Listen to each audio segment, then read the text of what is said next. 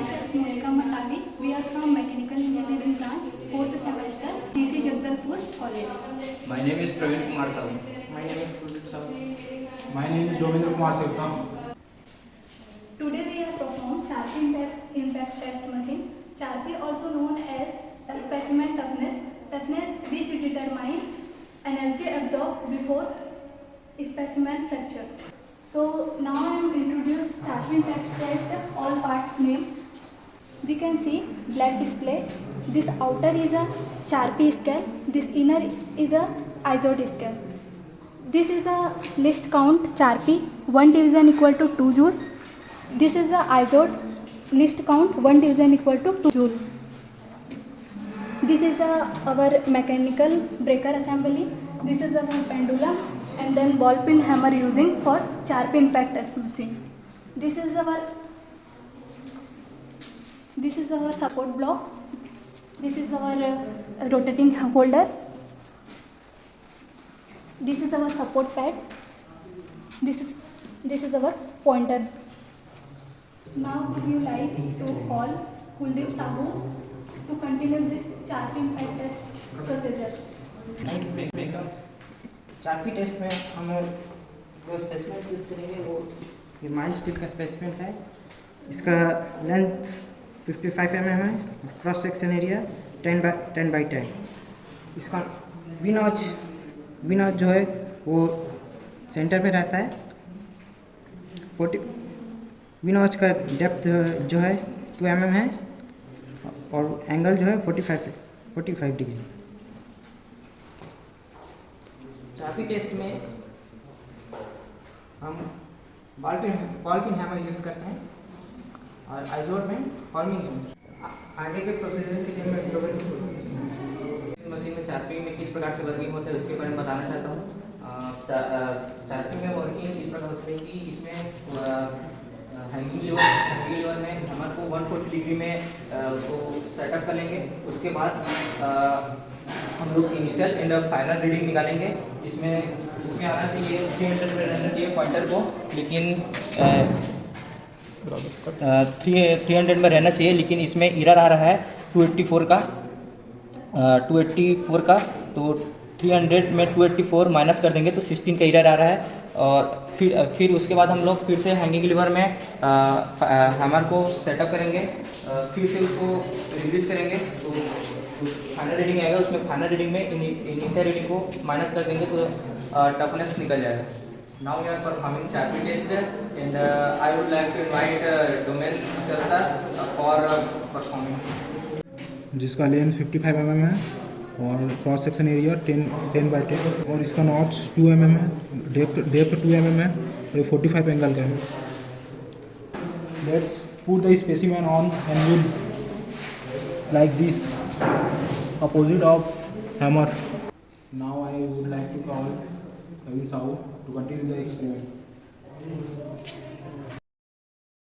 मैं hanging liver से hammer को रिलीज करूँगा।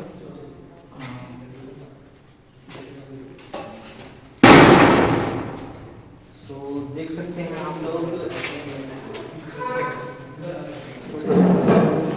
स्लोली।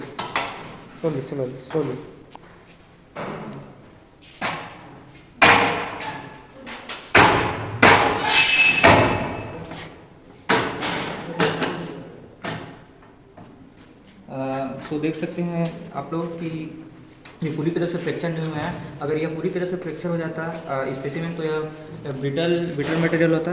यह जो है पूरी तरह से फ्रैक्चर हुआ, यानी ये डक्टाइल मटेरियल है।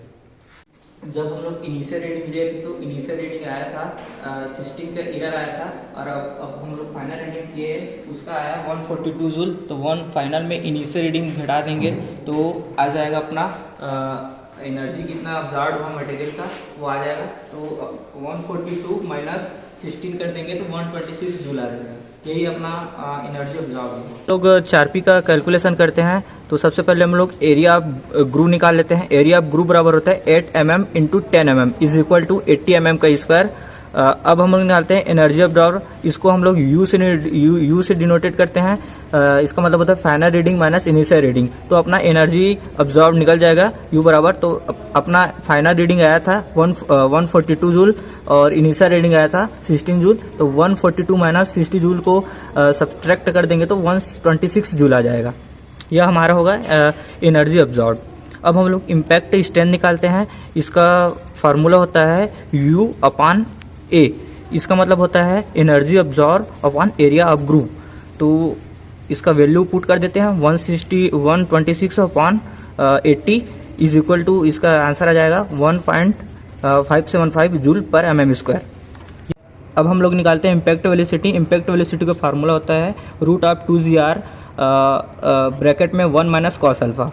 तो इसका हम लोग वैल्यू पुट कर देते हैं। G का मान होता है 9.81, R इज इक्वल टू होता है length of the hammer pendulum. इसका जो वैल्यू आया था 80, ये आप देख सकते हैं 80 mm स्क्वायर। तो इसको हम लोग मीटर में चेंज कर देंगे तो 80/10 तो ये आ जाएगा।